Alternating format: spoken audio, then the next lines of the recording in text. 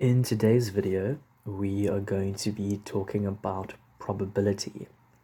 Now, probability refers to the chance of a specific event happening. It is the likelihood that a certain event will occur. Now, an event can be anything from obtaining a head when we toss a coin to rolling an even number when we roll a dice, or even the event that the sun will rise tomorrow. Each of these events that I've described have certain probabilities associated with them. For example, when we toss a coin, we know that we've got a 50% chance of obtaining a head when we flip a coin. We can express 50% as a fraction, that would be 1 over 2. And remember, to get from a fraction to a percentage, we first convert the fraction into a decimal, and once we've done that, we multiply our decimal by 100, and that gives us our percent. Now, we express probabilities as numbers between 0 and 1, right? So a probability can be anything between 0 to 1, with the middle here being 0.5, representing a 50% chance. So for example, something that would have a probability of 1 would be an event that is 100% going to happen, such as tomorrow being a Friday if today is a Thursday. On the other end of the scale, an event with a probability of 0 would be something that is impossible to happen. For example, tomorrow being a Saturday if today is a Monday. We know that that's impossible. But all along here are the events that we are interested in. These are events that are not certain, or not 100% certain, but they are not impossible either. So this is where we come in, and we need to figure out what these specific probabilities are. As I said earlier, probabilities can be represented as a fraction. With this being said, there's a formula that we like to use to identify the probability of a certain event happening. This notation over here means that we are trying to find the probability of some event A. The P stands for probability, and the A stands for the event that we are trying to find the probability of. To find this probability, we have a formula, and that formula is given by the number of favorable outcomes divided by the total number of outcomes that we have. So, back to our coin tossing scenario. If we wanted to find the probability of obtaining a head, we could denote that by P in brackets H, where the H stands for the event that we get a head. This is equal to the number of favorable outcomes over the total number of outcomes that we have. This was simply taken from the formula which I gave earlier. As you should all know, there are only two possible outcomes when we flip a coin once. It could either land on a head or it could land on a tail. This means that our total number of possible outcomes is 2. But we want to know what is the probability of getting a head. That is only one of our possible outcomes. So for that, we say that our probability of obtaining a head is equal to 1 over 2. We can rewrite this fraction as a decimal and get 0.5. And if we multiply this decimal by 100, we can obtain a percentage, and that percentage will be 50%. So this is our answer for question number 1. For question number 2, we are asked to describe an event where the probability of that event is equal to 1. Now remember, an event which has a probability equal to 1 is the same as an event that has a probability of 100%. That means that it is guaranteed to happen. So your answer for this question can be anything that you are certain will happen. For example, the sun will rise tomorrow, or you will turn 16 next year if you turned 15 this year. Question 3 tells us that a 6-sided dice is thrown. What is the probability of getting 5 or more? Now, for this example, our total number of outcomes is 6. This is because when we roll a dice, there are 6 faces that it could potentially land on. It could land on a 1, a 2, a 3, a 4, a 5, or a 6. However, for this question, they want to know what is the probability of getting 5 or more. So we can have a look at our list of possible outcomes and see which of these outcomes is 5 or more. And we can have a look and see that 5 is 5 or more and 6 is 5 or more. These are the outcomes which agree with the event that has been described. So we can define our event where A is the event where we roll a 5 or more, and we can say that the probability of A is equal to, now we need to identify the total number of favorable outcomes, and we agreed that 5 was in our event A, as it is a 5 or more, and 6 was in our event A, as it is a 5 or more.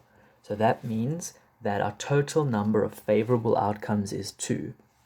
Now we need to have a look and see how many total outcomes do we have? How many possible outcomes do we have? And if we count them all, we see that we had 6 possible outcomes when rolling a dice. We can then simplify this to 1/3, which gives us a decimal of 0.333, which we can then turn into a percentage, and we get 33.3%. This is our final answer for question number 3. For question number 4, we are told that we buy a ticket in a competition where there are 500 tickets, where all of these 500 tickets are numbered from 1 to 500. Every ticket which has a number ending in 0 is a winning ticket. That means it will win you a prize. So then we are asked, what is the probability that we will win a prize? Now, when we define our event, it is going to be the event that we win a prize. So event A is defined as the event of us obtaining a winning ticket. So to obtain this probability, we would first need to figure out how many of our tickets are winning tickets. So remember, we were told that every number or every ticket whose ticket number ended with a 0 was a winning ticket. So we need to figure out how many they were. So we know that 10 would be a winning number, so would 20, so would 30, 40, 50, 60, 70, 80, 90, and 100. So from 0 to 100, we know that we have 10 winning tickets. However, we need to remember that there are still more tickets. Between 100 to 200, we know that 110 is a winning ticket, so is 120, and 130, 140, 150, 160, 170, 180, 190, and 200. So between 100 and 200, there are another 10 winning tickets. So we can add 10. And we are going to do this for 200 to 300, as well as 300 to 400, and from 400 to 500. So if we add up all of the winning tickets, we get 10 plus 10 plus 10 plus 10 plus 10, and that will equal 50.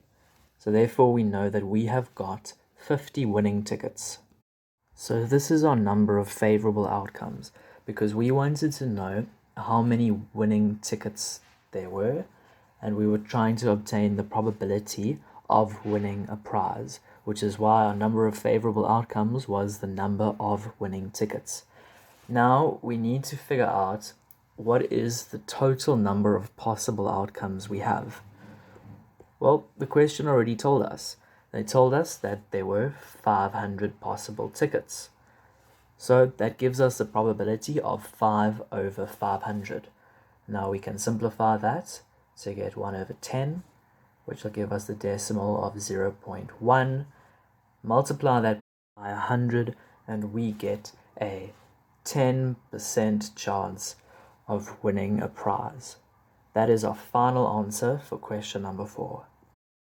For question 5, we are told that a school has 180 grade 8 students, 160 grade 9s, 140 grade 10s, 100 grade 11s, and 95 grade 12s. The question asks that if we visited the school when all the learners are outside on the playground, what is the probability that the first student we meet is a grade 12? Now, it becomes quite useful to actually write down all the numbers in our question, like I've done over here. So as you can see, I've denoted each of the different grades, as well as how many students are in each grade. So now we can define our probability of event A, where A is the event that the first student we meet is a grade 12 student. And remember, probability is given as the total number of favorable outcomes over the total number of possible outcomes. So what is the total number of possible outcomes? Well, that is simply the total number of students in the school in total. And to figure that out, we need to add up 180 with 160 plus 140 plus 100 plus 95. And this gives us 675. So we know that there are 675 students in the school in total. So that is our total number of possible outcomes. If we look at this logically, we know that there are 675 students. That means when we go to the playground, there are potentially 675 different students that we can meet as our first student. However, the question asked us what was the probability that the first student we met was a grade 12. So to figure that out, we need to figure out how many students are in grade 12. And thankfully, they already told us this. We know that there are 95 students in grade 12. So for our probability, this is our total number of favorable outcomes. So we can write that in. And there we already have our fraction. So we can simplify this, which will give us 0.1407407. And I've written 2 dots on top of the 4 and on top of the 7 to indicate that the 407 is recurring. Now, if we want to write this as a percentage, we would multiply that by 100, and that will give us 14.07%. And that is a final answer for question number 5. Question 6 asks us, what is the probability that when 2 coins are tossed, they both land with heads up? Now this is an example of a compound event because they are asking us, what is the probability that the first coin that is tossed lands on a head, and the second coin that is tossed also lands on a head. So we want to know what is the probability of a coin landing on a head and then a coin landing on a head right after that on the second toss. So this question describes 2 events. It describes the event that the first coin that is tossed lands on a head. We can denote this by the event A. So the probability of A is essentially what is the probability that we get a head on our first coin toss. We also have a second event happening. We can call that B. B is the event that the second coin that is tossed is also a head. So we denote the probability B as PB, and that simply means what is the probability that when we toss our second coin, we get a head.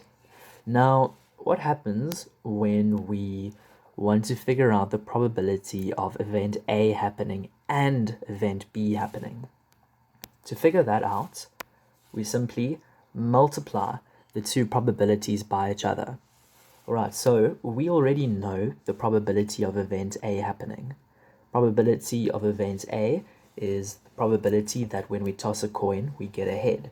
And we already know that that is 0.5. Now, what is the probability of event B happening? Well, event B is simply that when we, once again, toss a coin, we land on a head. So this is also 0.5.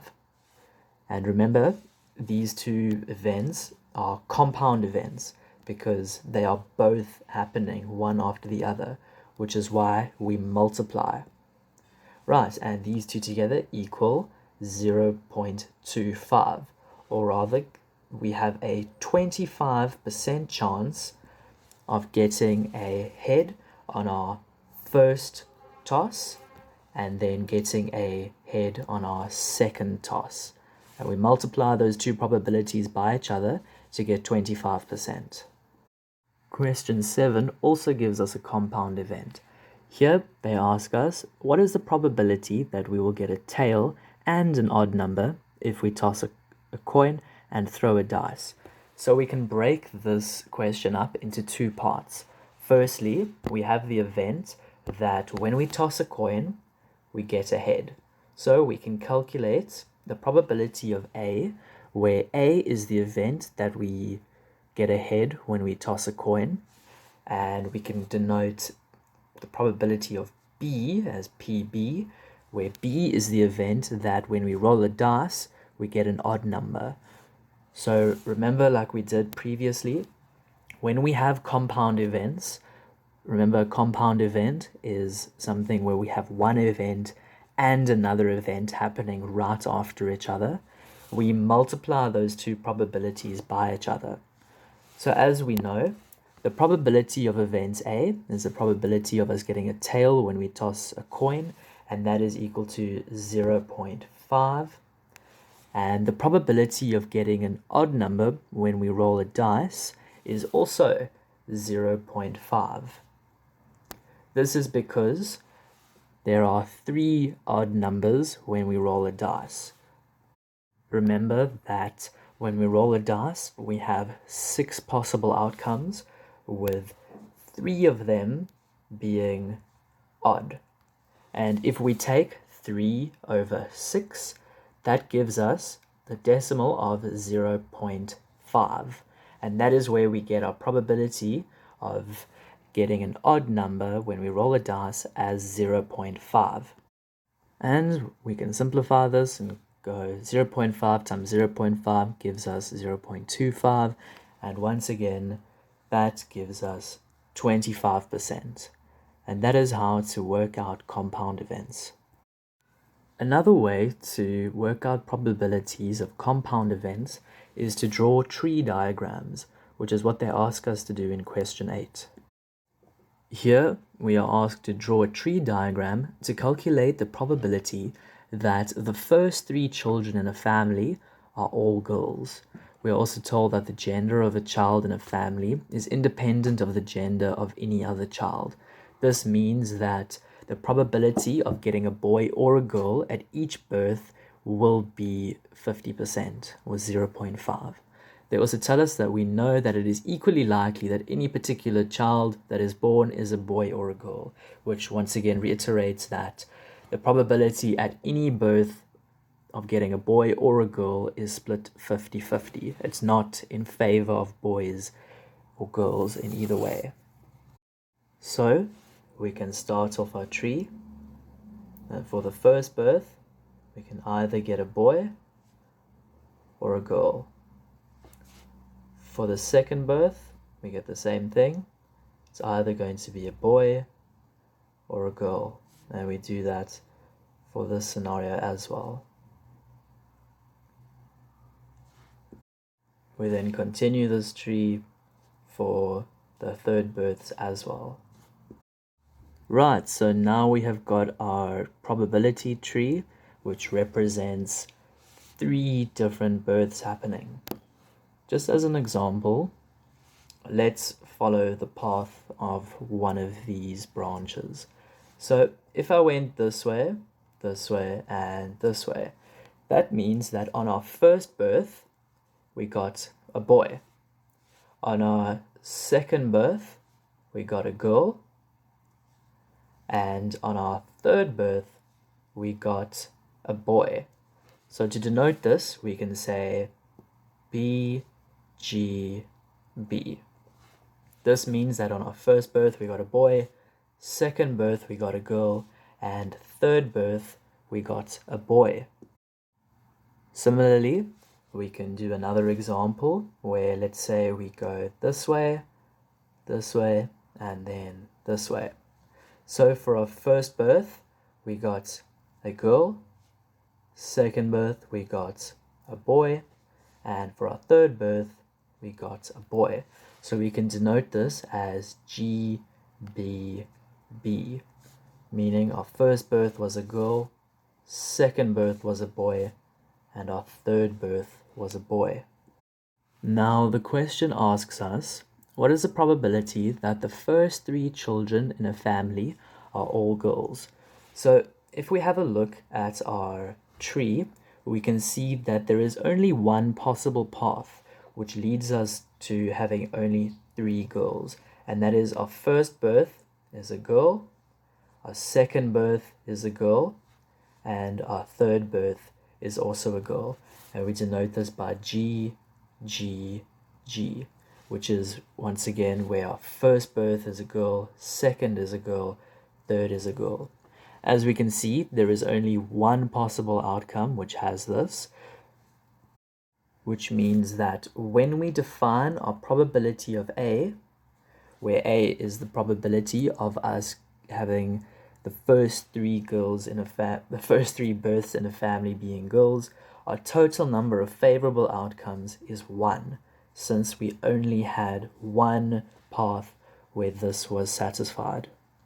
Now, to determine the number that we will have at the bottom, remember that is the total number of possible outcomes, we can simply have a look at the number of leaf nodes of our tree. Leaf nodes are just these end branches over here, right? So we can count them up, and we see that there are 8 different leaf nodes.